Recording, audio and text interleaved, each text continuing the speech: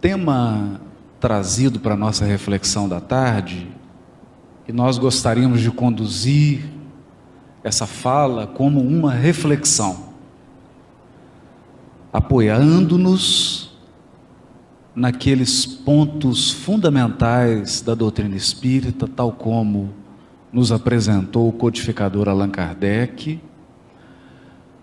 para planificar alguns raciocínios, para aperfeiçoar a nossa compreensão do que seja perdão e punição. É desnecessário dizer que nós já saímos daquela concepção do Deus da Idade Média. Então, aquele Deus que mais se assemelhava a um soberano feudal, sentado em um trono de barbas longas, definindo um rol de pecados e punindo todos aqueles que questionassem esse rol ou que se comportassem de modo contrário a esse rol, essa concepção atendeu a uma mentalidade, ela teve o seu momento histórico, mas naturalmente nós vivemos agora no século 21 e a mentalidade atual não comporta mais, ela exige reflexões mais maduras. E a doutrina espírita, codificada por Allan Kardec, antecipando-se a essa evolução do senso moral da humanidade, nos apresentou um conjunto de princípios que favorecem o nosso raciocínio. Foi por essa razão que na questão 13 Allan Kardec trabalhou de início os atributos da divindade. Atributos da divindade. Características que o Criador necessariamente precisa ter para que ele seja o Criador, para que ele seja o Deus Todo-Poderoso que dirige a criação infinita. E dentre esses atributos, um deles é que Deus é imaterial. Imaterial. Portanto, o Criador não está sujeito às limitações de um corpo físico, ele sequer pode ser concebido tomando-se como ponto de partida nós mesmos. Porque nós somos criaturas limitadas, a nossa visão é limitada, a nossa audição, todos os nossos sentidos, até mesmo a nossa capacidade de compreensão e de raciocínio apresenta limitantes, limites, e o Criador não. Outro atributo do Criador é que ele é perfeito, portanto imutável. O Criador é de uma permanência suprema. Ele foi, ele é e ele será sempre o mesmo Criador, sem alteração, porque é perfeito. Mas outro atributo que diz respeito mais de perto ao nosso tema é o atributo da suprema sabedoria, da suprema justiça e do supremo amor. Deus é a inteligência suprema. Isso significa que não há ninguém, nenhuma criatura no universo, não importa o grau da sua evolução, capaz de formular um pensamento superior ou mais amplo do que o pensamento divino. É importante pensarmos nisso. Não há nenhum ser, por mais evoluído que você possa concebê-lo, o pensamento dele, comparado ao do Criador, é ínfimo.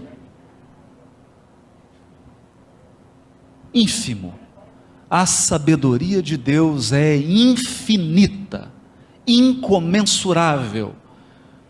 Quando eu digo incomensurável, significa que nós não podemos medir.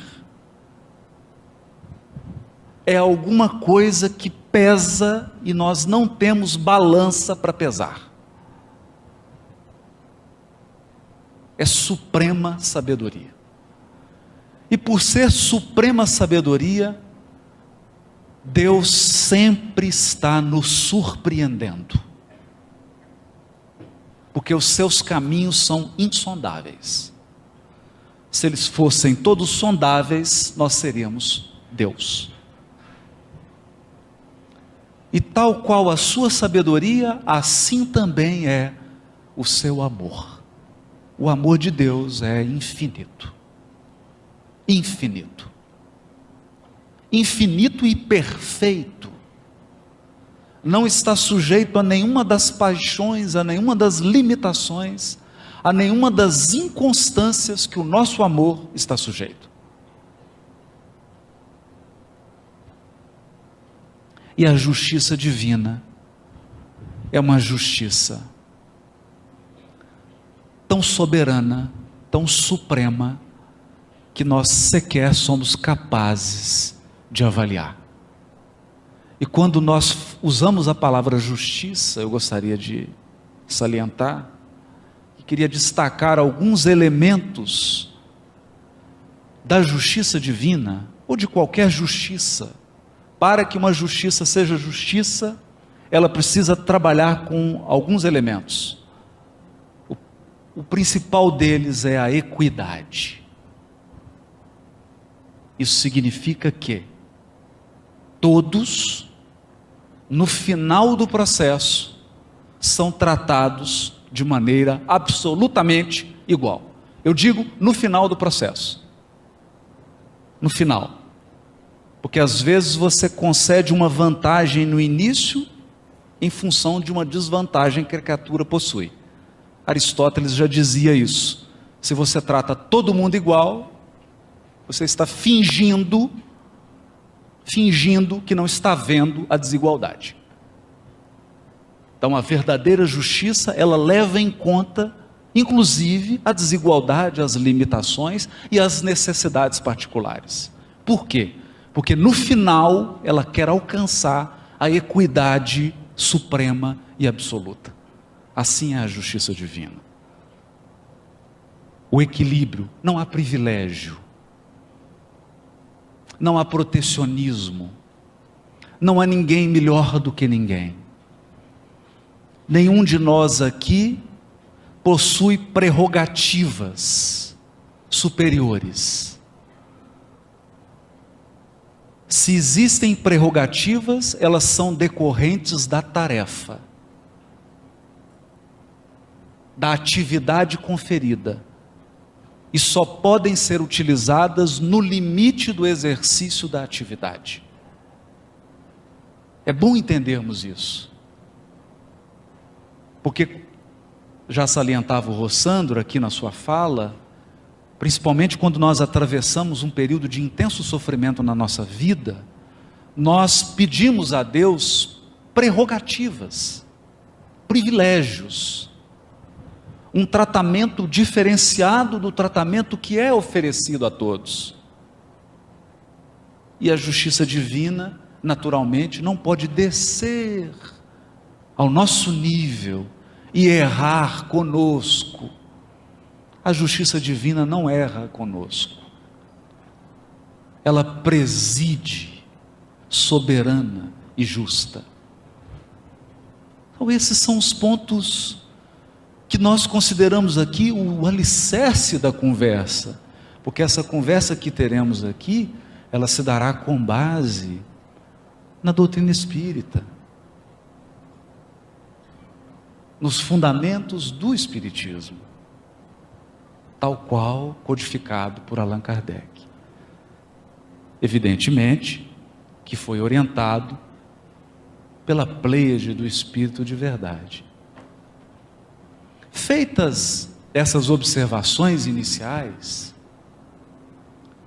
nós gostaríamos de comer esse mingau pela beirada. Sim, porque o tema é difícil. E meter a colher logo no meio do mingau vai queimar a nossa língua. Então a gente precisa fazer algumas considerações. Algumas considerações. A primeira delas, eu diria que é o mal do nosso tempo. O mal da nossa época. Toda época tem o seu mal. Aquela concepção que leva as criaturas para um abismo moral. Para uma queda vertiginosa, coletiva. E hoje, em plena transição planetária, nós particularmente acreditamos que a concepção que representa um mal do século é o relativismo moral. O relativismo moral. O que é isso? Você pergunta assim: fazer isso é certo ou errado? Aí a pessoa te pergunta: depende de quem faz. Como assim? Matar é certo ou errado? Não, depende. Depende de quem está matando. Como assim depende de quem está matando?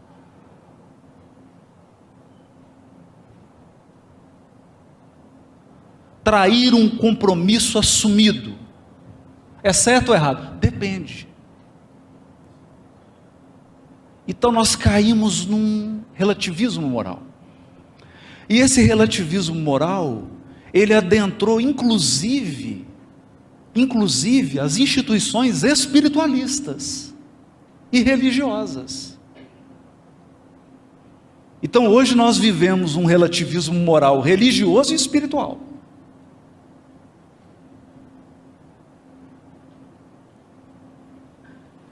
E mesmo na nossa família espírita, nós presenciamos, estamos vendo esse relativismo moral crescer, sustentado por argumentações que utilizam a própria codificação de Kardec.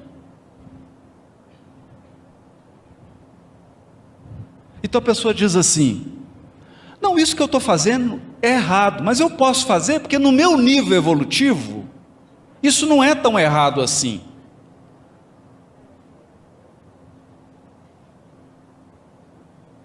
Então, é errado se fosse um espírito superior, mas como eu sou um espírito inferior, então eu posso fazer. Eu posso agir assim. Pois bem, esse é o primeiro ponto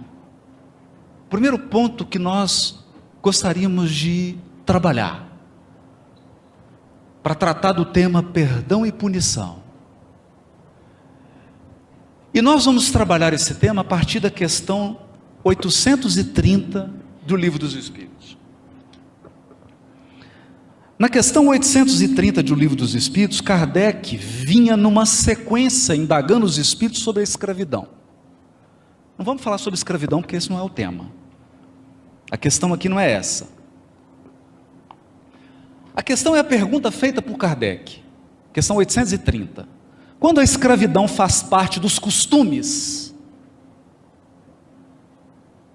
de um povo, são censuráveis os que dela se aproveitam?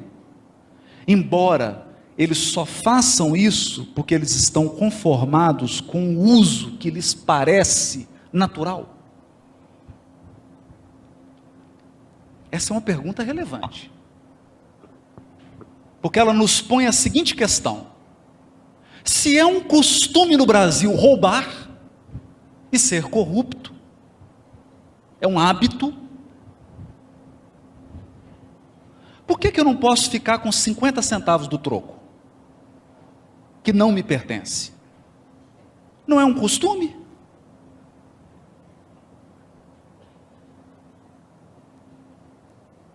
Entende? E aí eu justifico: bom, Na verdade, corrupção é quando você rouba mais de 1 milhão.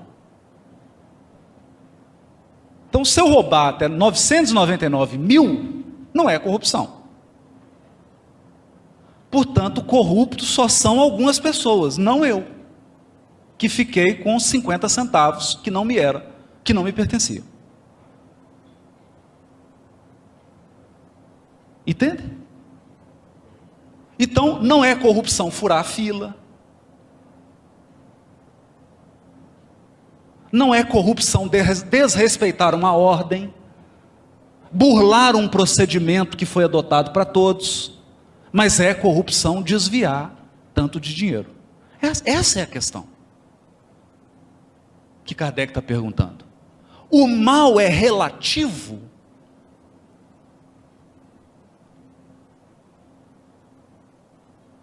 E os espíritos respondem: o mal é sempre o mal.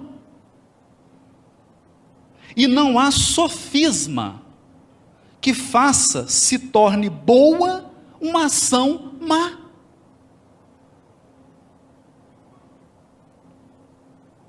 Ponto final. Esse é o primeiro ponto da resposta. Que está absolutamente em harmonia com os atributos de Deus. Por quê? Porque se Deus é o soberano, o poder supremo, que estabeleceu leis morais que regem o universo infinito, de acordo com essas leis morais, é possível deduzir o que é bem e o que é mal. E como Deus é imutável, o mal é sempre o mal. E não há sofisma que faça se torne boa uma ação má. Mas eles continuam. A responsabilidade, porém, do mal é relativa aos meios que o homem disponha para compreendê-lo. Bom, aí é outra história.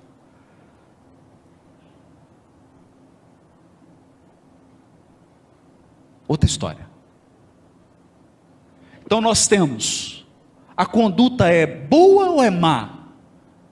Agora, o grau de responsabilidade, aí não tem jeito. Aí é outra história. Então, se entrar agora nesse ambiente, uma pessoa portadora de sofrimento mental, e me atirar uma pedra, uma fruta, sei lá, qualquer coisa, a conduta dele não é certa,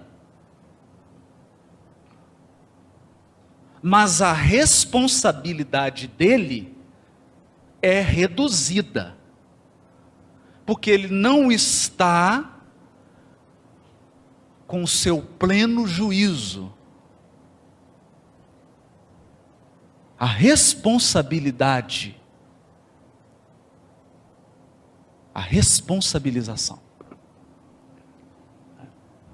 Mas nós gostamos dessa palavra aqui, responsabilização. Responsabilidade.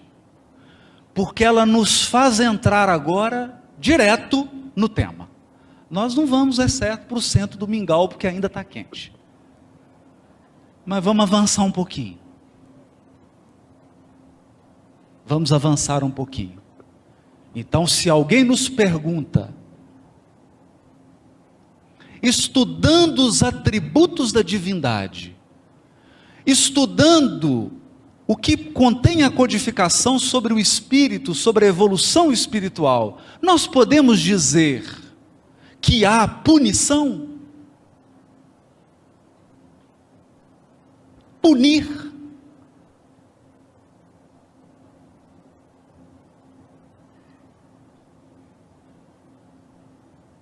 Eu não vou responder, porque eu não sei o que você chama de punir.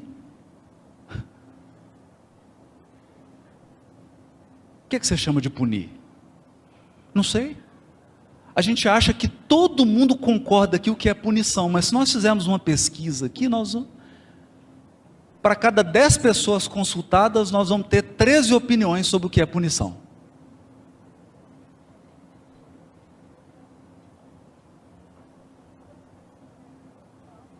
Olha que coisa curiosa. Eu ainda vindo para cá, são as sincronicidades da vida. Vi uma propaganda de um filme, porque muito bem feito, falando sobre o narcotráfico e não sei o quê. E tem um momento que tem uma fala de um ator principal do filme, e ele diz assim: essa questão do olho por olho é muito complicada. Nós temos que pensar muito sobre isso, porque ela vai produzir um mundo de cegos.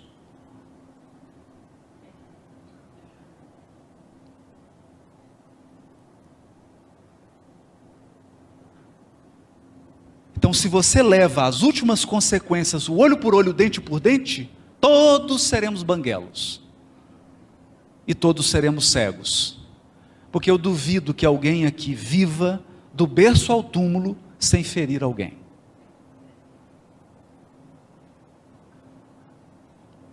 Exceto, me perdoem, se tiver algum anjo aí sentado na cadeira e que eu desconheço. Também, o que um anjo está fazendo aqui assistindo palestra de Haroldo Dutra Dias? Mas se você for um ser humano, você não vai passar pela vida sem ferir e sem ser ferido. Portanto, não vai passar sem ficar cego e banguelo, em se aplicando o olho por olho e dente por dente. É claro que eu estou trabalhando com um conceito restrito de punição, que é, alguém fez um mal, e eu inflijo a ele um mal. Para quê? Não sei.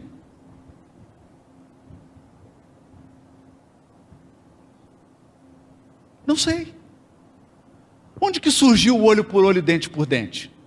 Surgiu da seguinte maneira: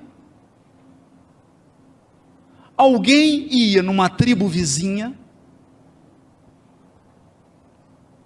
e machucava o filho de alguém. A família dessa criança se reunia todos os guerreiros, invadia a outra tribo, matava quem feriu a criança e toda a família dele. Vocês acham isso proporcional?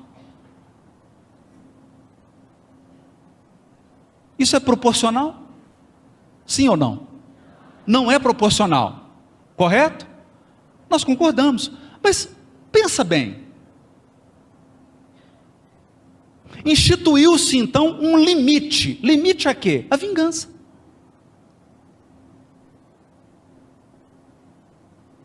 Um limite à vingança. Então, a pessoa entrou na tribo, feriu a criança de alguém. Essa criança era o quê? Era meu filho. Bom, o agressor tem filho? Então eu vou lá ferir o filho dele. E se ele não tiver filho? Começa a complicar, né? Então, alguém que ele tenha como filho.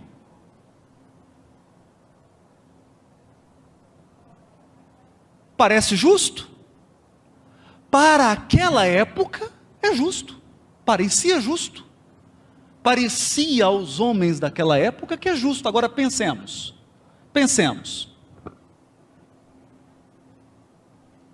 Alguém fere o seu filho.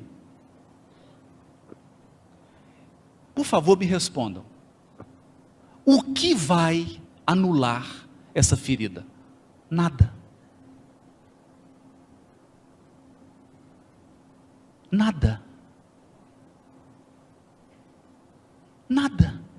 Você ir lá e ferir o outro, vai diminuir a ferida do seu filho?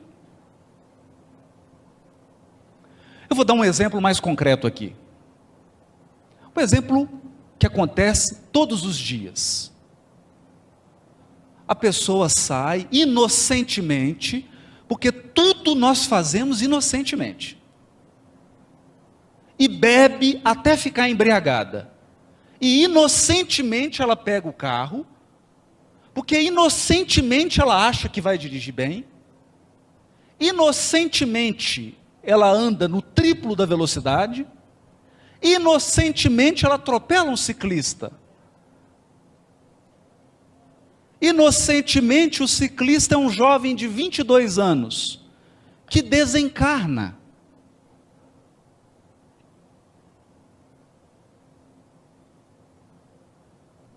E agora? E agora? Vamos punir. Não é isso? Os jornais sensacionalistas, os apresentadores sensacionalistas, toda a mídia se levanta e vamos punir. O que você quer dizer com isso?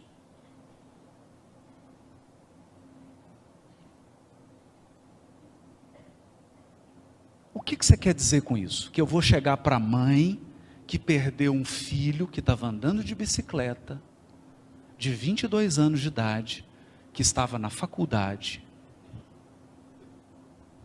que ela deu de mamar para ele, que ela viu os primeiros passos, que ela acompanhou. Você vai dizer para ela: mamãe, acabou a sua dor, porque eu vou punir o agressor.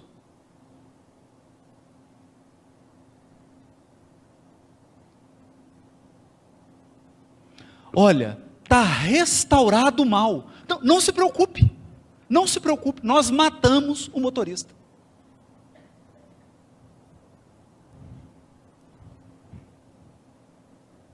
Aí a mãe vai dizer: nossa, eu estou tão aliviada agora, estou super aliviada, eu não tenho mais saudade do meu filho, a dor que eu tenho foi embora, porque o motorista foi morto. É assim?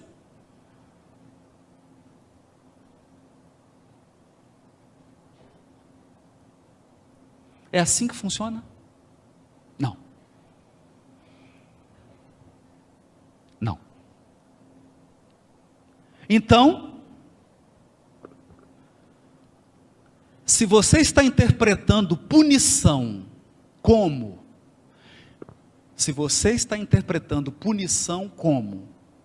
infligir ao agressor um mal idêntico ao que ele causou, eu te pergunto, qual a finalidade e o propósito disso? A resposta é simples: vingança. Essa é a finalidade. Segunda pergunta: qual o efeito? Qual a eficácia disso? Nenhuma. Nenhuma. Eu vou dar um exemplo mais tocante. Alguém te agride e você fica paraplégico.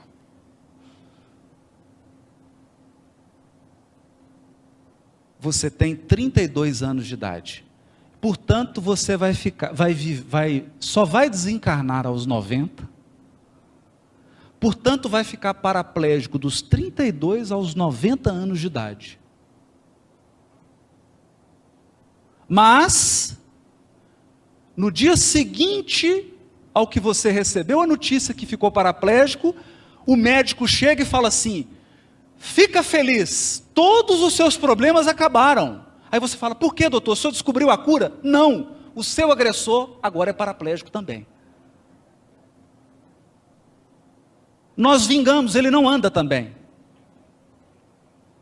Você está contente?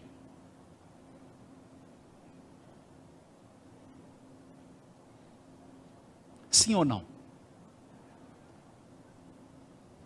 Mas por que não? É olho por olho, dente por dente. Você ficou paraplégico, ele ficou paraplégico.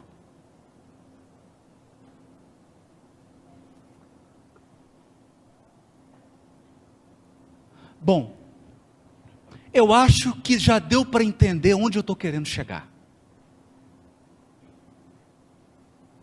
Onde eu estou querendo chegar? O olho por olho e o dente por dente é um medicamento para administrar o ódio, mais nada. Ele não tem mais nenhuma outra função que não administrar o ódio. Porque quando você é agredido, você tem ódio.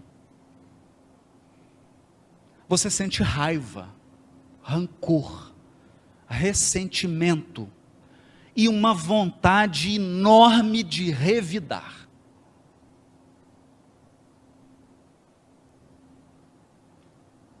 Isso é natural, é o primeiro impulso que vem.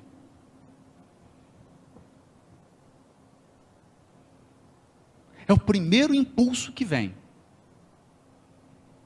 Então o que nós podemos fazer? O que essas sociedades faziam? Administravam o ódio. Para quê? Para que o ódio não saísse do controle. Então, alguém saía de uma tribo, matava uma criança, a família da criança vinha, matava 10. Aí reuniam, vinham para outra tribo, matavam 20. Final da história, acabava as duas tribos. Esse é o final da história. Voltando à fala do ator. Num mundo em que vigora o olho por olho, o dente por dente, nós temos que tomar cuidado, porque todos seremos cegos.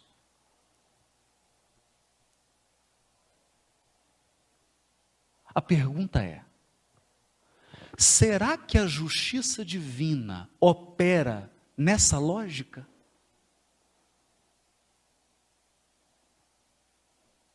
Essa é uma pergunta importante. Deus é justiça soberana ou Ele é vingador soberano?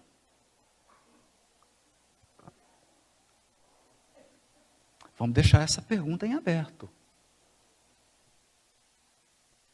Vamos deixar ela em aberto. Porque eu vou repetir essa pergunta de uma outra maneira. Deus pune? Não responda, vamos ver. O que você está chamando de punir? Arrancou o olho de alguém, então arranca o olho do outro? E o olho que foi arrancado aqui? Como é que faz com esse olho que foi arrancado?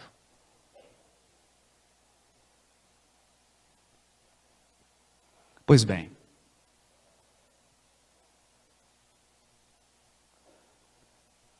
antes do século XVIII,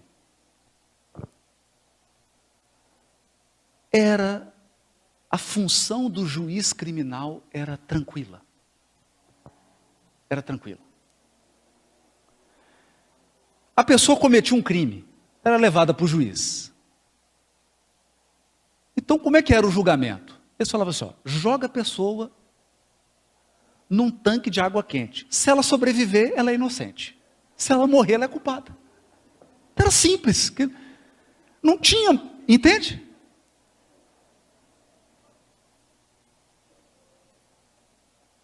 Joga lá.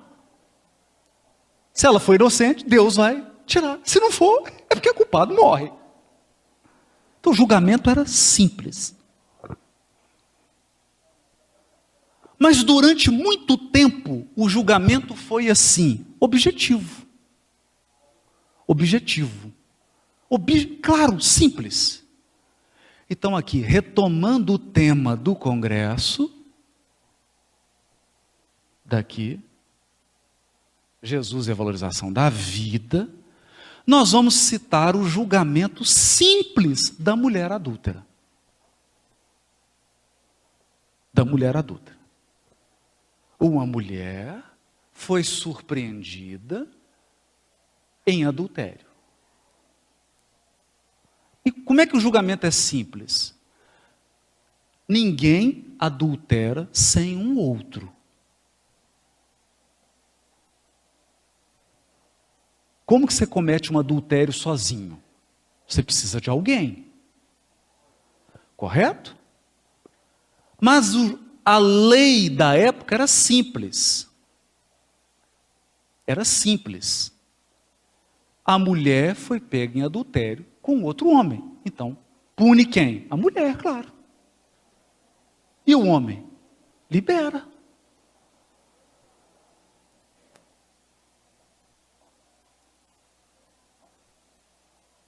Razoável, né?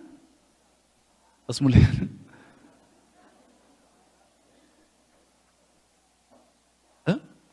Por isso Emmanuel tem uma página intitulada E o adúltero?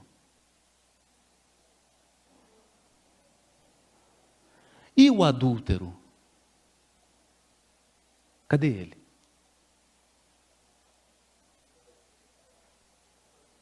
Então, quando Jesus diz assim para ela, eu também não a julgo, nós podemos interpretar se Jesus dissesse assim, eu não vou participar desse julgamento não, está tudo errado. Está tudo errado.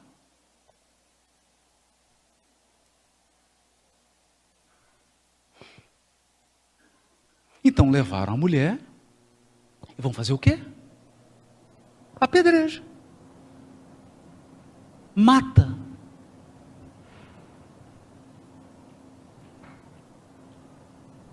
A pergunta é, será que é isso que o marido quer?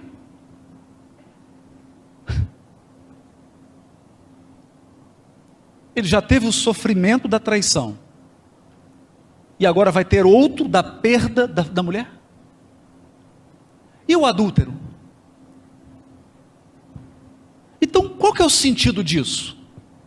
Qual que é o sentido? Nenhum.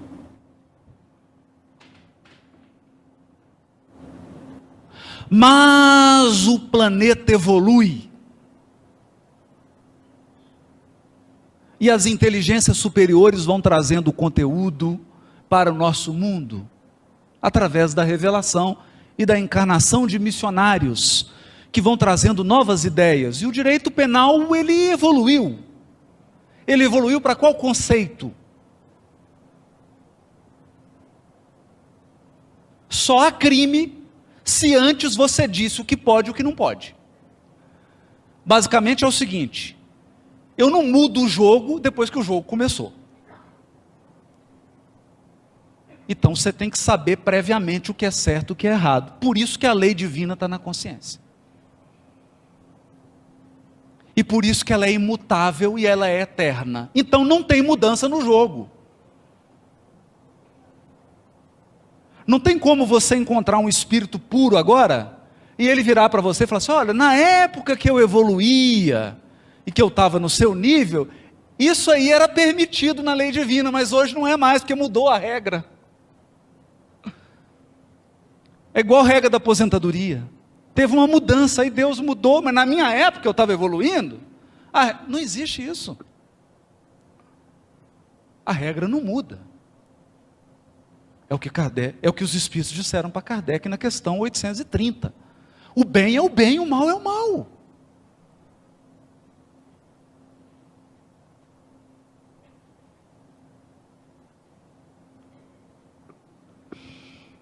Mas vamos falar isso simples. Olha,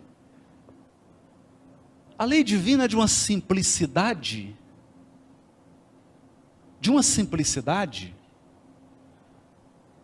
que nós podemos entender isso numa formulação que é muito genérica, que é o seguinte, você faz ao próximo aquilo que você gostaria que fizesse a você mesmo.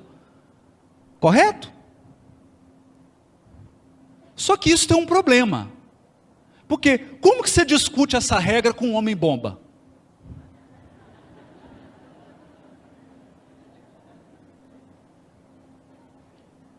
Você chega para ele e fala assim, faz comigo o que você gostaria que fosse feito com você. Ele começa a me encher de bomba. Você fala, o que você está fazendo? Nós dois vamos explodir. Não, peraí, meu amigo. Você não quer que eu faça com você o que eu faço comigo? Então, se a criatura está num estado de perturbação espiritual ou psíquica, fica difícil.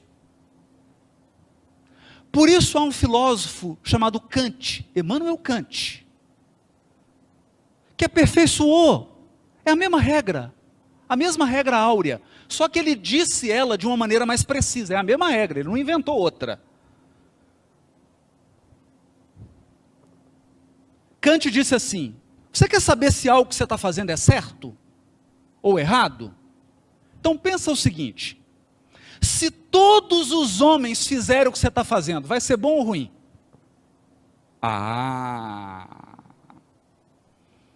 Agora ficou interessante. Agora ficou bastante interessante.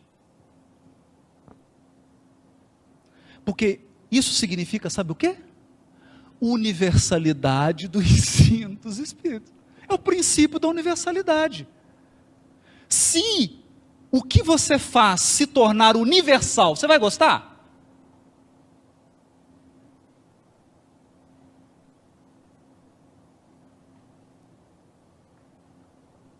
Então vamos lá. Olha, eu avancei o sinal vermelho, mas é só uma avançadinha. Ok. Toda a humanidade agora vai furar o sinal vermelho. E aí? Você acha que vai ficar bom? Vai ficar um caos. Vai ficar um caos. Vai ficar o caos.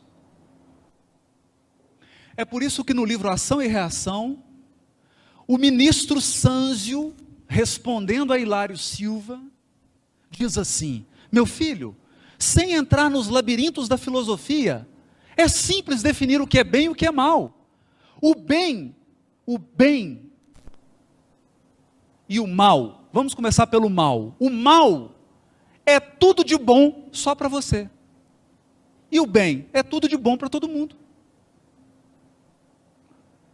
Estou resumindo o que ele diz. Porque ele diz assim: o mal é felicidade, progresso, segurança, prosperidade para você só para você. E o outro? O outro que se dane. E o bem?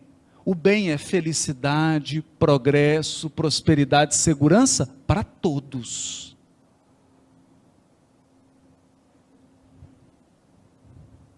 E aí ele ainda invoca um paradigma. É por isso que Jesus Cristo representa o máximo paradigma do bem na terra. Porque sempre pensou no bem do outro, ainda que fosse reservado a ele a incompreensão, a ingratidão, a cruz, a agressão.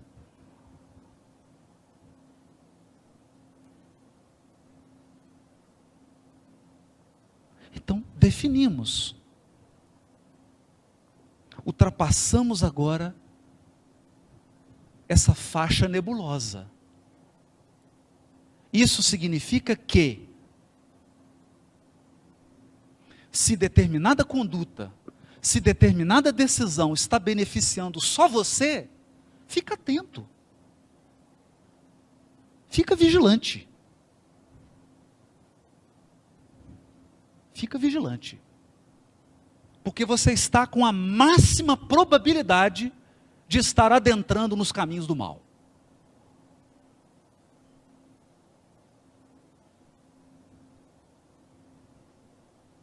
Então, não há relativismo. O mal é o mal, o bem é o bem. E a responsabilidade? Agora vamos lá. Responsabilização. Aqui nós pedimos socorro a Emmanuel. Há uma obra de André Luiz,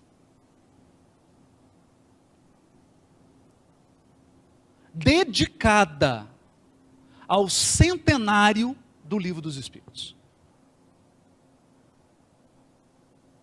Ela foi psicografada, ela foi lançada no centenário. O centenário é mencionado no prefácio. E é importante ressaltar isso, porque Emmanuel, os espíritos que ditaram livros através de Chico Xavier, estavam sempre homenageando a codificação kardeciana. Sempre. Sempre. Chegaram a produzir livros específicos para cada livro da codificação, e esse Ação e Reação, no centenário, embora não se dirija a um livro específico da codificação, ele homenageia o surgimento do Espiritismo, 100 anos de Espiritismo no mundo, que foi de 1957. E Emmanuel diz assim no prefácio do livro Ação e Reação, que aliás, os prefácios de Emmanuel são uma aula à parte. Ele diz assim, olha que curioso: von List, eminente criminalista dos tempos modernos, olha só, quando eu li isso aqui, eu falei, que coisa curiosa, Emmanuel está indo lá no direito penal, conhece o direito penal, está citando aqui um autor antigo do direito penal. Por que ele está fazendo isso numa obra chamada Ação e Reação? É um ponto que merece a nossa reflexão. Porque o benfeitor espiritual está nos conclamando a refletir. A refletir. Então, von List, eminente criminalista dos tempos modernos, observa que o Estado, em sua expressão de organismo superior, e excetuando-se, como é claro, os grupos criminosos que por vezes, transitoriamente, arrastam o Estado a funestos abusos de poder, então ele não está falando de abuso, ele está falando de um Estado num pleno e perfeito funcionamento, não prescinde da pena. Não prescinde da pena, a fim de sustentar a ordem jurídica. A necessidade de conservação do próprio Estado justifica a pena.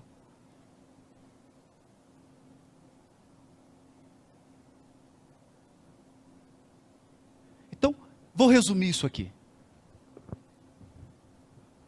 Vou dar um exemplo para vocês. Imagine se eu disser para vocês agora, está circulando uma pessoa aí, ela vai apertar a mão de todos vocês, vai dar um abraço, e ele tem o vírus Ebola. Vai ficar alguém aqui? Então, o que a gente faz? O que um sanitarista de juízo faz? Isola o doente. Estão de acordo? Não é assim que se faz? A pessoa entra no país, está suspeita com o vírus, isola e leva ela para um tratamento, correto? Assim deveria ser a pena de privação de liberdade. Você isola o doente que está colocando em risco o funcionamento da sociedade. Porque ele assassinou um, se você deixar ele solto, ele vai assassinar mais 300.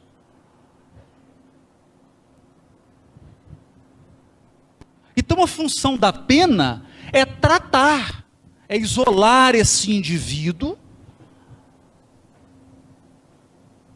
para que seja preservada a segurança da sociedade, a estabilidade da sociedade, a ordem social. Até aqui tudo certo? Era isso que o von List falava.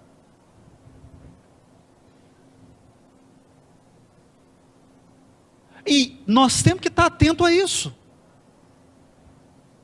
Nós temos que estar atento a isso. Por que certos espíritos ingressam numa reencarnação com profundas limitações?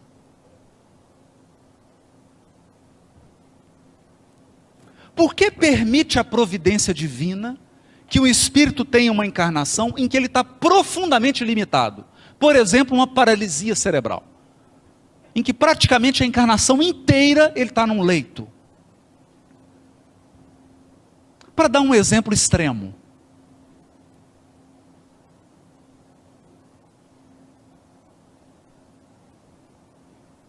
que tipo de medida foi aplicada pela sabedoria divina? Será que a sabedoria divina está punindo?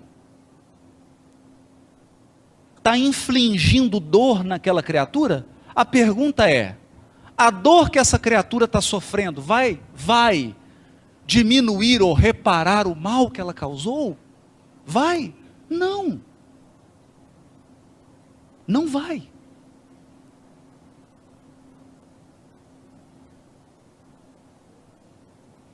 Então, na verdade, foi aplicada uma medida extrema para que aquela criatura não entre num círculo vicioso de prática do mal, levando perturbação e dano para centenas de outras criaturas, incluindo ela mesma. Então é um ponto que a gente tem que pensar. Não é? Só que Emmanuel prossegue. Emmanuel diz assim: André Luiz, contudo, faz-nos sentir que o Espiritismo revela uma concepção de justiça mais ampla. Mais ampla do que isso.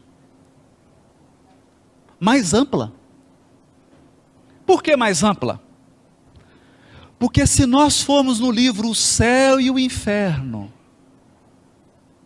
num item chamado o Código Penal da Vida Futura. Por que Kardec deu o nome de Código Penal? Ele era contemporâneo ali, dessa turma, do von Lisch.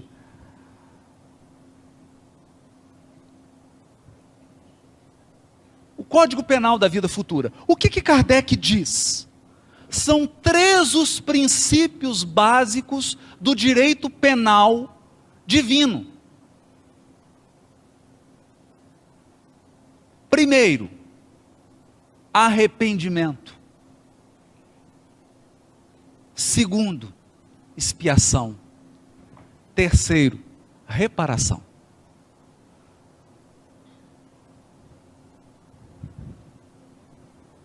Olha, e é curioso que nós só falamos na expiação. Nós vivemos num mundo de expiação e provas. Não, num mundo de arrependimento, expiação e reparação. E provas.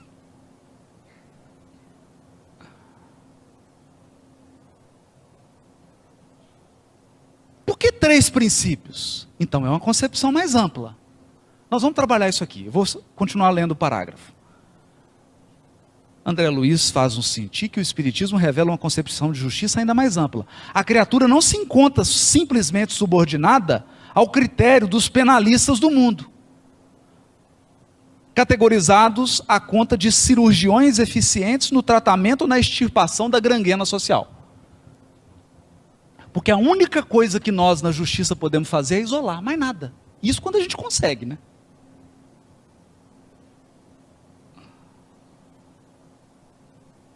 Mais nada. Mais nada. Quanto mais esclarecida a criatura, tanto mais responsável. Responsável. Entregue naturalmente aos arestos da própria consciência, na terra ou fora dela, toda vez que se envolve nos espinheiros da culpa. Culpa, culpabilidade, responsabilidade. Então aqui é interessante.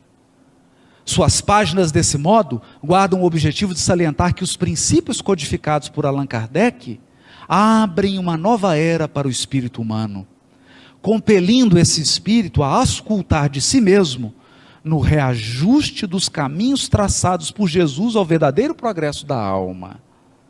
E explicam que o Espiritismo, por isso mesmo, é o disciplinador da nossa liberdade.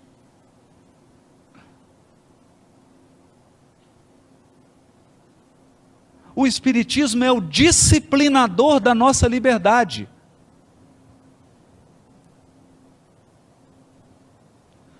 Porque a liberdade só traz benefícios se ela for disciplinada. Meu amigo, liberdade sem limites não é bom nem para a própria pessoa.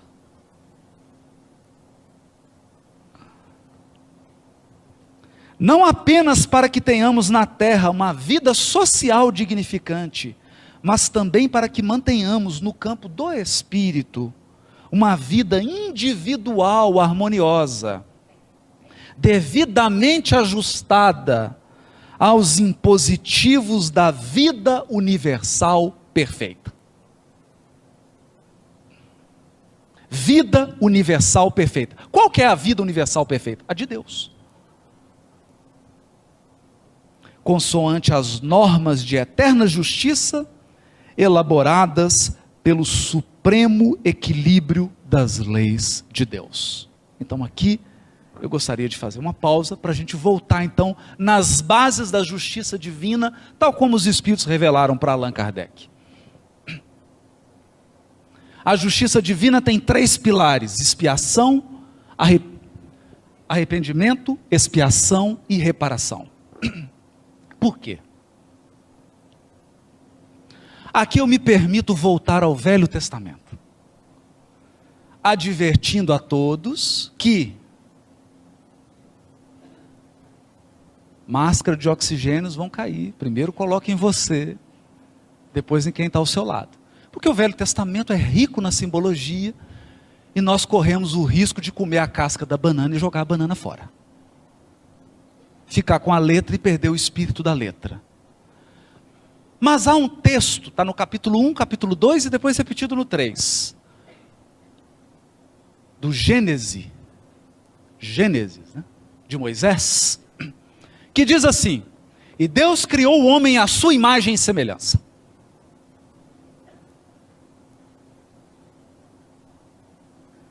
Então isso significa que há um projeto por trás.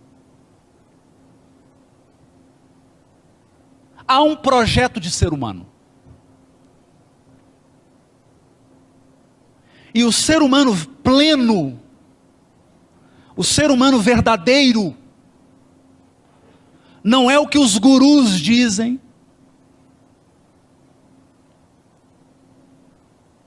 não é o que os falsos profetas estão dizendo.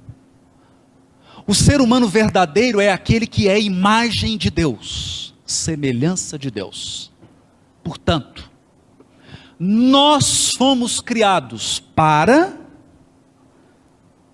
para termos uma vida individual harmoniosa, devidamente ajustada aos impositivos da vida universal perfeita.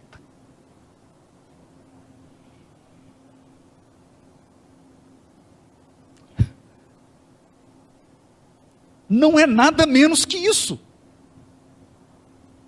O propósito da tua criação é que para que você seja um ser humano perfeito, como é perfeito o vosso Pai que está nos céus.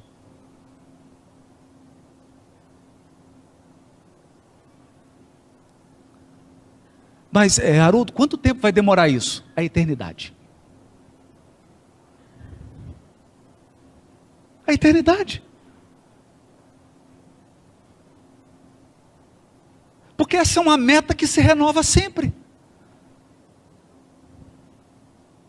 Porque nós somos perfectíveis. E não importa o seu grau de evolução, você está sempre aspirando à perfeição do Pai que está nos céus. Esse é o projeto. Isso significa que nós somos parceiros de Deus na criação. Ou como diz Emmanuel de uma maneira muito mais bonita, nós vivemos num condomínio universal, em que Deus é um proprietário e morador.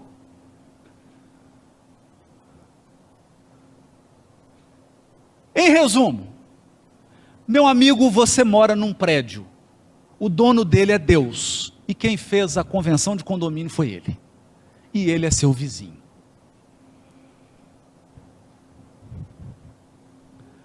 E é o seguinte,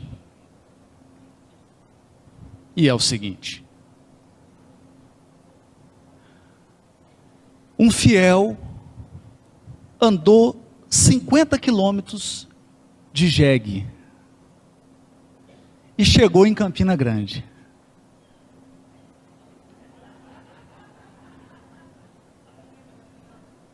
Foi à igreja.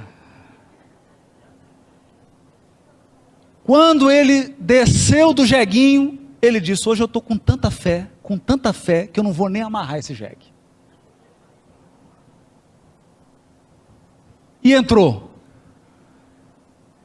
encontrou com o padre, falou: padre, eu estou com tanta fé que eu nem amarrei meu jegue.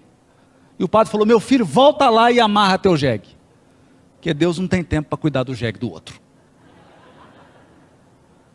A piada é engraçada, mas significa o seguinte: nós somos parceiros de Deus na criação. Isso significa que na tua esfera de atividade, Ele conta contigo para que a harmonia seja mantida.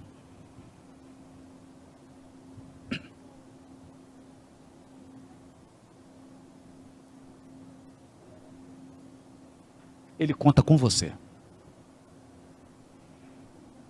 Naquilo que lhe diz respeito, você é condômino de Deus.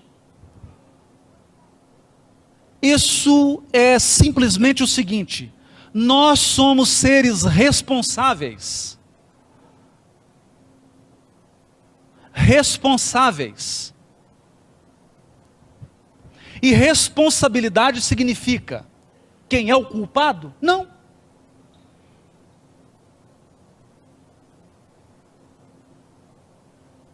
Não. Não é. Não é isso. Querem ver? Querem ver? Você sai agora, é só uma hipótese, pode ficarem tranquilos. Seu carro está todo quebrado.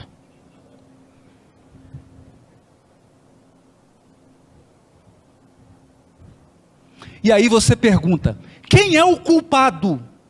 Eu falo, o culpado é esse doente psiquiátrico que fugiu do hospital agora, teve um surto, quebrou seu carro.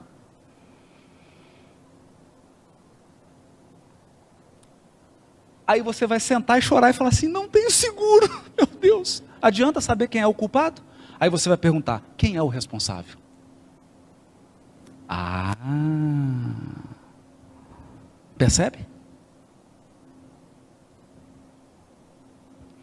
Por isso que na ponta do conceito de justiça divina do céu e o inferno está reparação. E responsabilidade tem a ver com quem vai reparar.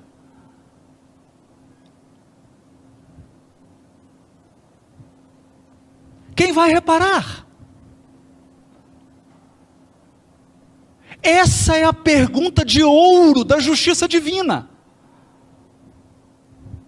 Ó, eu quebrei as duas pernas do Rossandro, cortei os dois braços dele.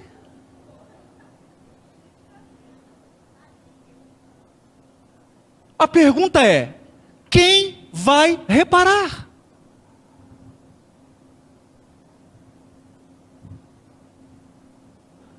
Ai meu Deus, e agora? Eu não tinha pensado nisso. Quem vai reparar? Mas basta reparar? Se a justiça divina fosse só reparação, o universo seria uma constante coleta de lixo. Eu produzo lixo, recolho o lixo que eu produzi. Produzo mais lixo, recolho o lixo que eu produzi. Produzo mais lixo e nós entramos num ciclo vicioso de dano, reparação. Dano, reparação. Dano, reparação. E aí? Quando que para isso? Nunca. Portanto, o primeiro alicerce da lei divina é arrependimento. O primeiro propósito da lei divina é que você se conscientize que não faça mais isso, pelo amor de Deus. Não faça mais isso.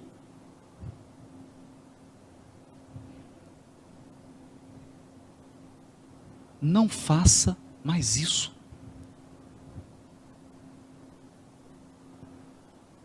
Mas agora eu queria fazer uma pergunta para todos aqui encarnados e desencarnados. Não precisa responder, por favor. Cada um pense no maior erro que já cometeu na vida.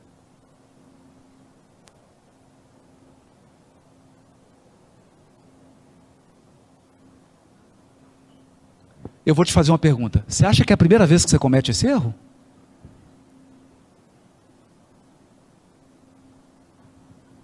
Eu tenho uma péssima notícia. O seu anjo guardião está aí do lado, dizendo assim, puxa,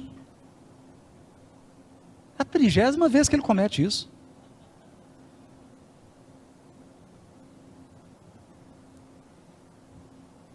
Tem mais de 30 reencarnações. Então, a pergunta que eu quero te fazer é o seguinte, você está aprendendo alguma coisa com esse erro? Não. Não. Não. Você estacionou.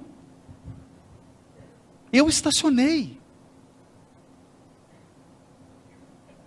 Então o primeiro elemento revolucionário da lei divina se chama arrependimento. Significa tomar consciência que as leis divinas são para nossa proteção.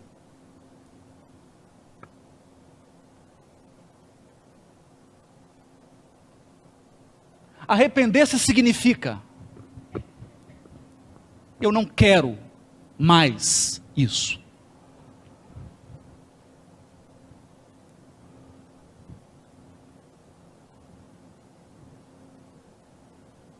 Só que o arrependimento é muito mais do que você sentar, pôr o joelho, a testa no joelho e começar a chorar. Porque o arrependimento significa abrir mão da sua rebeldia. Porque todos nós aqui acreditamos que somos mais inteligentes do que Deus. Então arrependimento tem a ver com abrir mão da rebeldia. Eu aceito. Eu aceito que o final da fila é aqui. O final é aqui. Essa é uma reflexão séria. Segundo, expiação. Porque a expiação tem a ver com um movimento que é afetivo, emocional, ligado ao dano que você cometeu.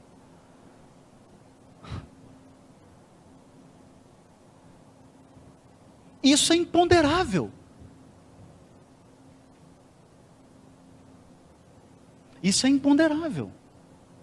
Por isso a justiça divina ela é tão sábia,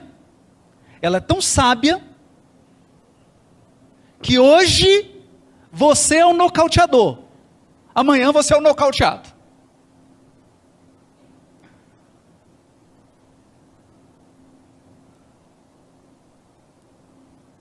Porque uma coisa é você subir no ringue e nocautear 20. Outra coisa é você ser nocauteado. Nós nos lembramos aqui do célebre companheiro, né? Que quando estava prestes a ser nocauteado pela primeira vez, mordeu a orelha do adversário. Não aceitou. Porque nocautear é muito bom, não é? É bom, né? E ser nocauteado.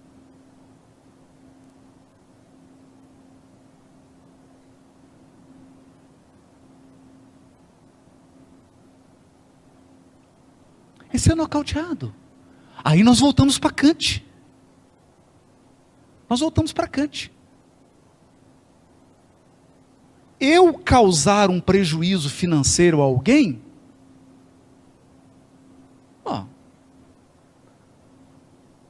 dói. Doer não dói, né? Agora, sofrer um prejuízo financeiro, aí dói, né? Nossa, dói muito. Dói 100 vezes mais, não é?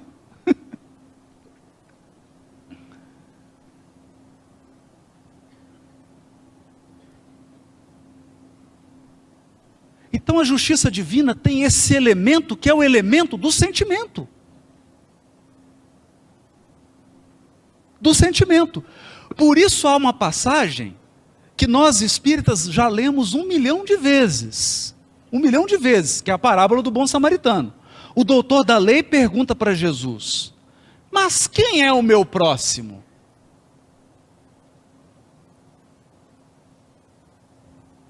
E Jesus conta uma história, e nessa história tem um anônimo. Um anônimo, ele não tem nome, não tem roupa, não tem nada. Nós não temos nada sobre ele, a não ser que ele estava caído, semi-morto, inconsciente no chão, agredido. E aí Jesus devolve a pergunta para o doutor da lei: quem foi o próximo daquele que caiu? A pergunta é, quem é meu próximo? Depende, você está de pé ou está caído?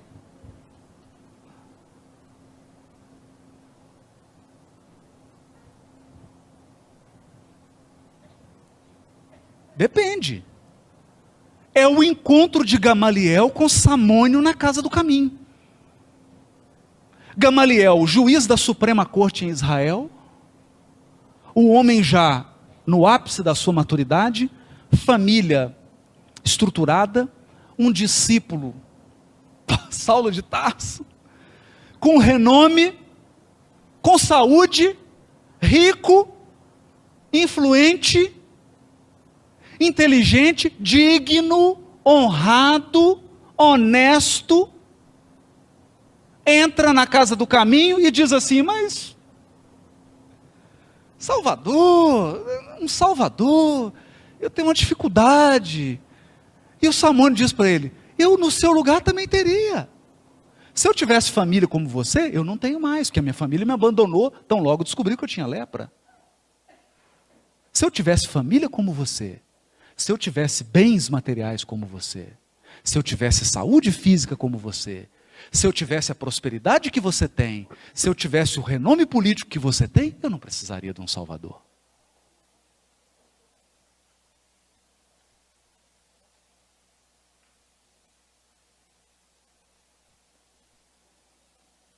Entendem? Então, olha como é que a lógica altera. Porque eu pergunto assim, quem é meu próximo? Eu falo, não, meu próximo são os irmãos da minha igreja. Eles são meu próximo. Ok, e você viaja de Uberlândia para Belo Horizonte, no meio da estrada, chovendo pedra, os 2 pneus furam, você está com criança pequena, numa estrada deserta, não tem ninguém,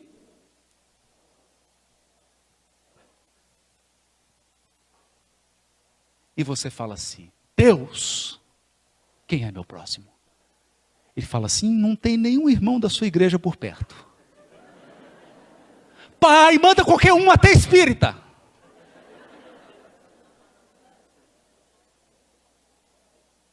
Não é? Hã? Aí para alguém para ajudar, você fala assim, peraí, antes de você me ajudar, qual que é a sua opção sexual? Qual que é a sua crença religiosa? Qual que é a cor da sua pele? Você pergunta isso? Não, por quê? Porque você está caído. A lógica é outra. Então, o segundo pilar da justiça divina, que é a expiação, ela nos coloca na posição de supostos perdedores, ofendidos, vítimas, caluniados, perseguidos, traídos, abandonados. Para quê? Para que você saiba o que é bater e o que é apanhar. Então me recordo de uma conversa querida com Arnaldo Rocha. E Pedro Leopoldo, ele tomava um café e ele contava que uma vez aconteceu uma coisa, ele estava triste. E aí começaram a andar pelas ruas de Pedro Leopoldo, indo para o grupo Meimei, para a reunião mediúnica. E o Chico pegou o braço dele e falou assim, chamava ele de Naldinho, né? Naldinho, eu estou tão feliz, Naldinho. Feliz por quê? Porque agora você está só apanhando. Ele olhou e falou, mas como assim? E antes você só batia. Agora está só apanhando, filho. Tá bom. Tá bom, expiação.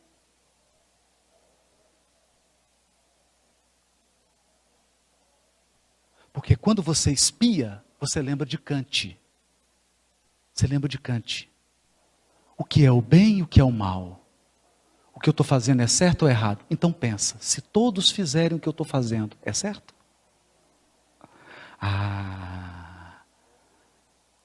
Acaba o relativismo moral na hora. Na hora. Não tem mais relativismo. Mas o terceiro elemento, arrependimento, porque o arrependimento é um fator pedagógico. A lei divina quer nos aperfeiçoar.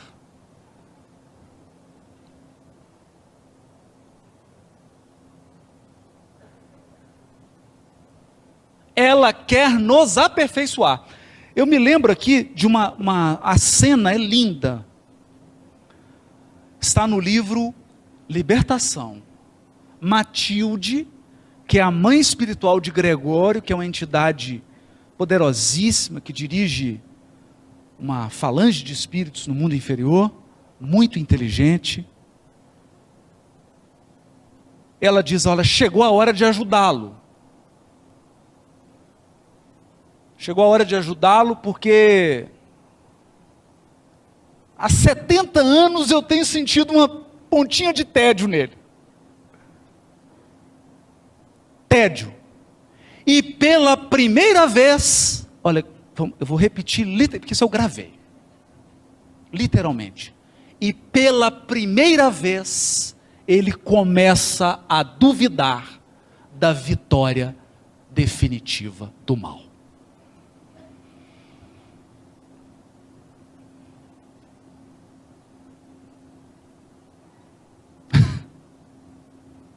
Hã? Gente, o Espírito estava lá há séculos, sem reencarnar. O Gúbio chega e fala, por que você não reencarna? Ele fala, nem fala essa palavra. Reencarnar?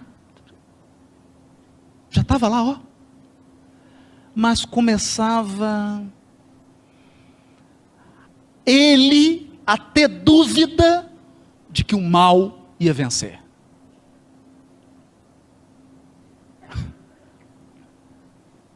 Dá para entender isso? Dá para entender isso?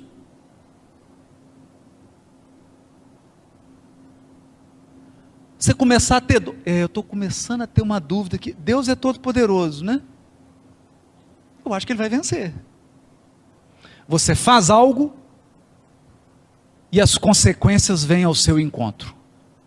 Você repete, as consequências vêm ao seu encontro. Você repete, as consequências vêm ao seu encontro. Aí você fala assim, eu estou começando a desconfiar que eu não vou me dar bem.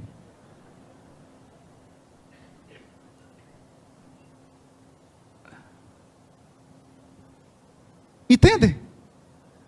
É como aquela anedota.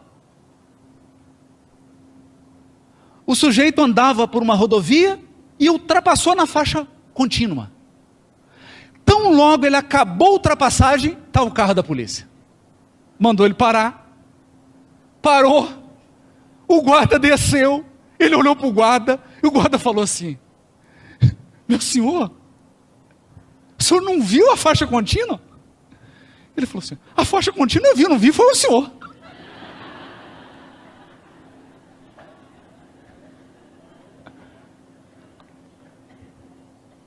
Entendem? Então nós alimentamos uma ilusão de que vamos burlar a lei divina e sairemos ilesos. Por quê? Porque eu tenho que ser feliz. Porque eu sou livre.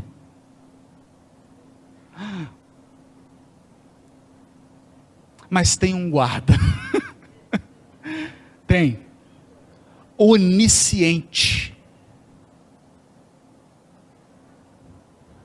O arrependimento, então, é esse processo educativo.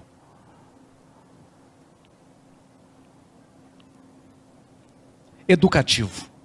Quando você chega a uma conclusão, a justiça divina é tão soberana que 1000 vezes ser ofendido do que ofender. Segundo elemento, expiação, que é experimentar estar do outro lado.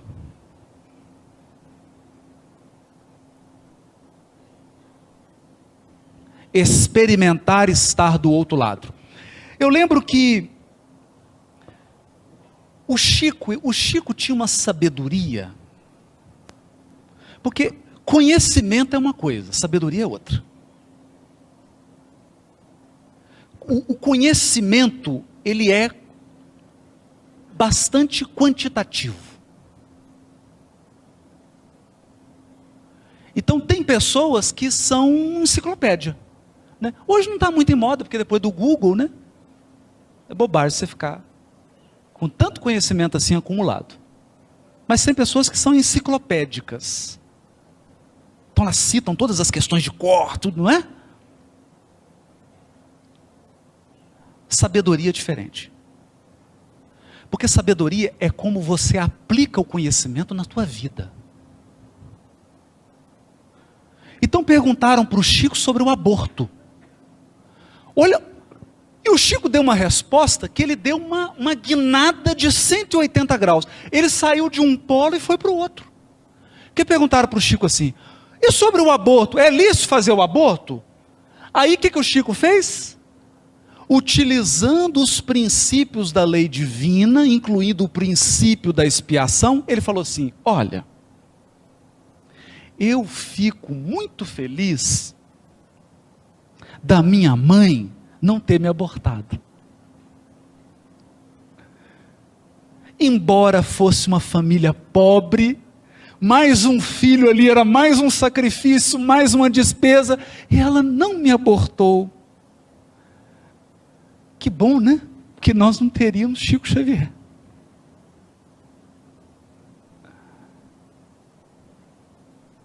Teríamos um outro.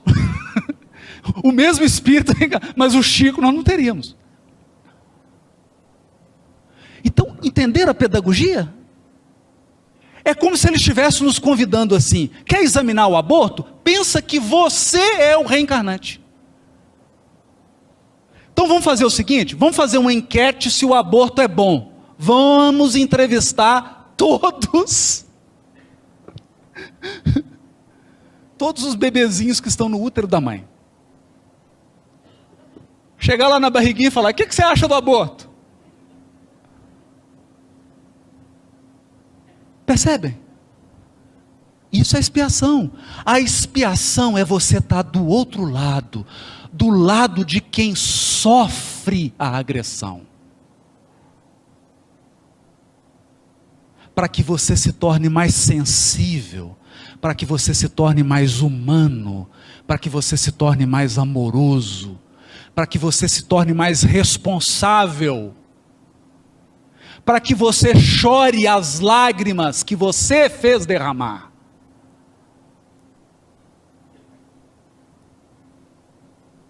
E sinta, para que você tenha compaixão. Compaixão é sentir com.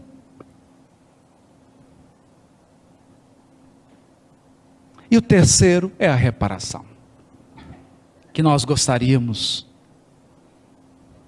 de fechar com ela.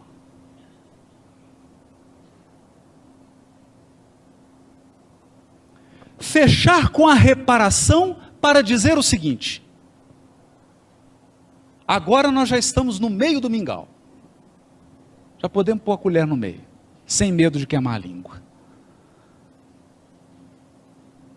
É claro que a lei divina não pune, porque o propósito dela é educar o agressor através do arrependimento e da expiação, e reparar o mal através da reparação.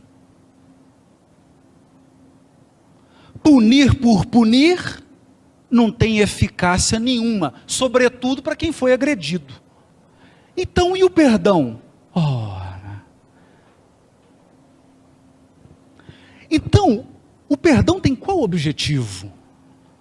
Curar o teu ódio. O perdão tem o objetivo de curar a tua mágoa, o teu ressentimento. Porque o teu ódio, a tua mágoa e o teu ressentimento vão te destruir, mais do que o mal que te foi feito. Então será um triplo mal: o mal que te fizeram e o mal que você vai fazer a você mesmo, duplamente mais poderoso.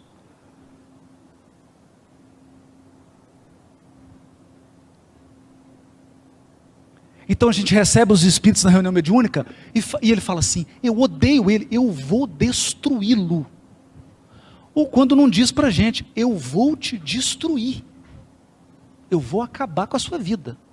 Fala assim: e há quanto tempo você está do meu lado? Tem 100 anos. Espera aí. O que você fez nesses 100 anos? Só fiquei ao teu lado.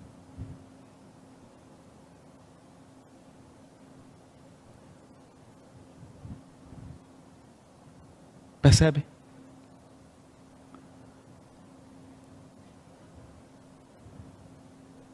Percebe? Então o perdão é uma dádiva para quem foi ofendido. Você perdoa para estancar o sangramento.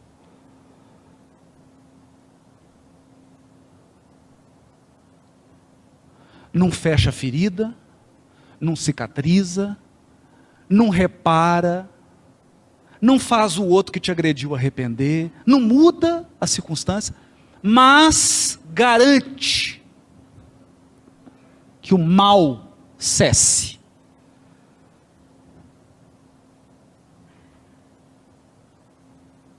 E que você siga cambaleando, de joelhos, sangrando, mas siga livre.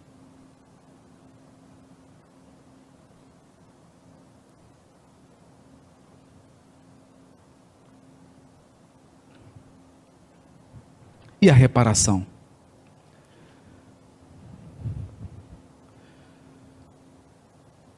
A reparação divina é divina. Ela é divina. Ela é tão divina que ela é absolutamente minuciosa. Querem ver? Vamos lá. Capítulo 63 do livro Luz no Lar. Credores no lar. No devotamento dos pais, todos os filhos são joias de luz. Entretanto, para que compreenda certos antagonismos que te afligem no lar, é preciso saibas que entre os filhos companheiros que te apoiam a alma, surgem os filhos credores, alcançando-te a vida por instrutores de feição diferente. E aqui ele está falando de filho, mas vale para esposa, para esposo, para sogro, para sogra, cunhado, cunhada, tá? O conceito é amplo. Subtraindo-te aos choques de caráter negativo no reencontro, preceitua a eterna bondade da justiça divina que a reencarnação funcione. Oh, como é que é? Subtraindo-te ao choque. Por quê? Imagina se eu pego aqui o que atropelou e o atropelado e ponho eles face a face. É um choque. Então o que a bondade divina faz? Para evitar esse choque, entra a reencarnação. Reconduzindo-os à tua presença através do berço. É por isso que a princípio, eles não ombreiam contigo. Em casa, como de igual para igual, porquanto reaparecem humildes e pequeninos.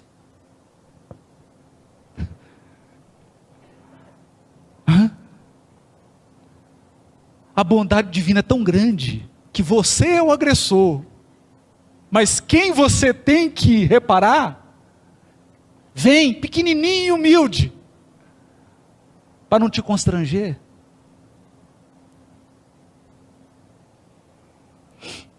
Chegam frágeis e emudecidos, para que lhes ensines a palavra de apaziguamento e de brandura.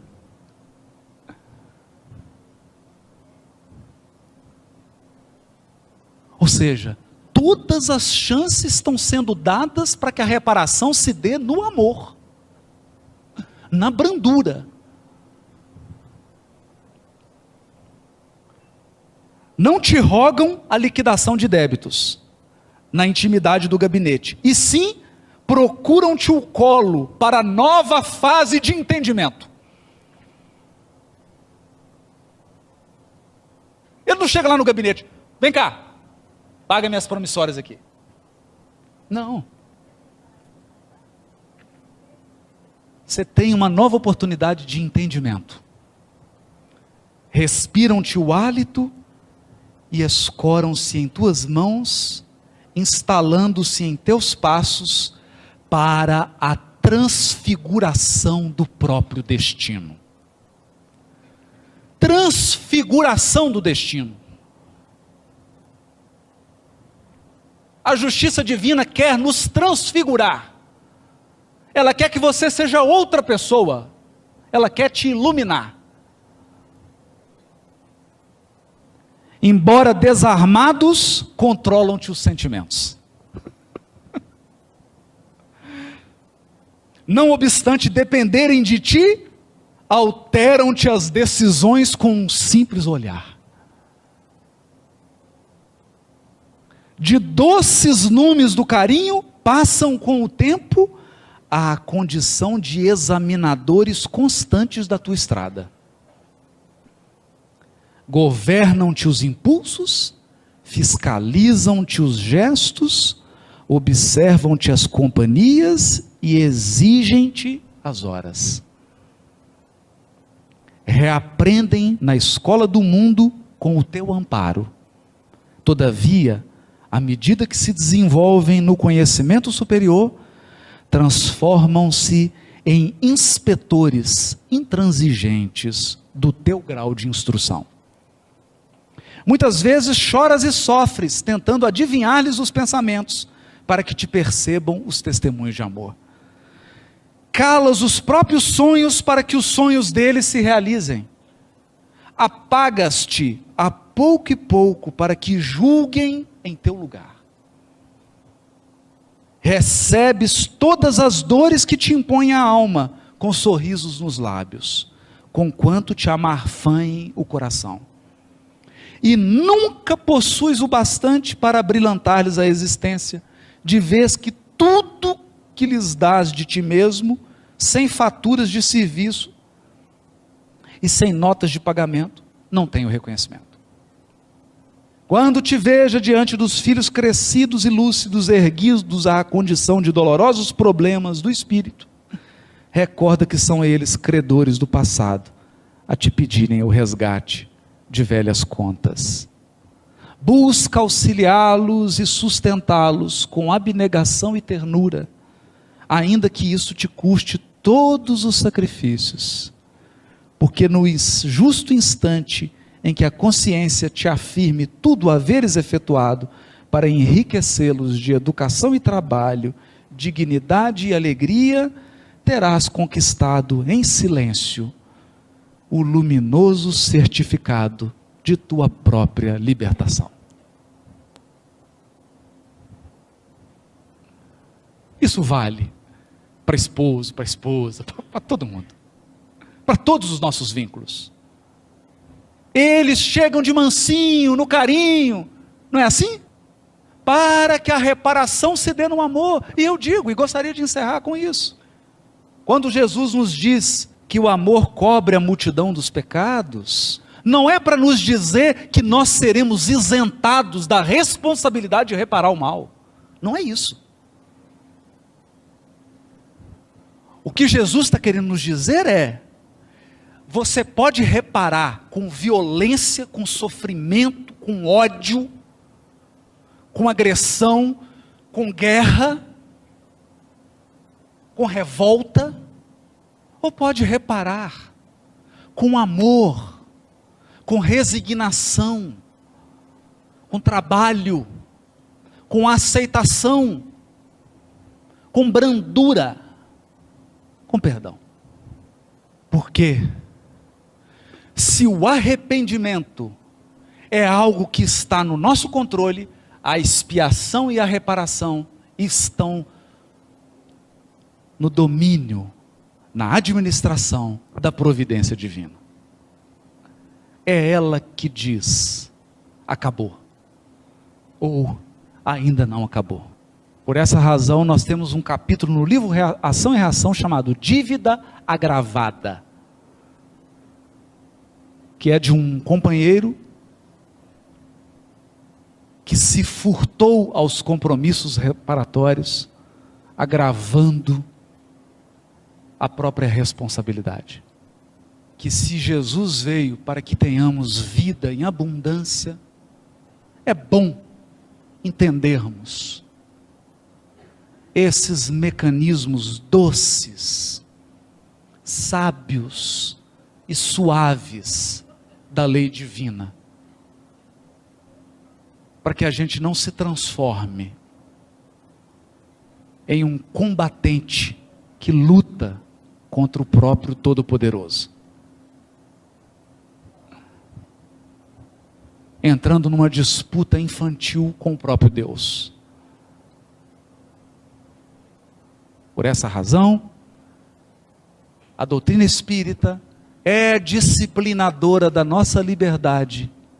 E relembrando o saudoso amigo e mestre Honório Abreu, professor, porque mestre só o Cristo, que dizia: o Espiritismo não proíbe nada, mas ele espera tudo de nós, porque nos dá todos os elementos para compreender essas intricadas situações que a nossa invigilância e a nossa imprudência nos colocaram ao longo de diversas reencarnações. Que Jesus abençoe o coração de cada um aqui, que você tenha força para aceitar as circunstâncias da sua vida, aceitar as dificuldades e os desafios, com perdão, com paciência, operando com fé em Deus. Porque se nós entramos na confusão sozinho, ou melhor, acompanhado dos nossos obsessores, nós sempre saímos dela de mãos dadas com Deus. E é o que eu desejo, e é a minha oração para todos nós aqui. Que Deus nos dê as mãos, que Jesus nos sustente, que a gente saia vitorioso, ferido, mas com a consciência tranquila de que reparamos. Muito obrigado.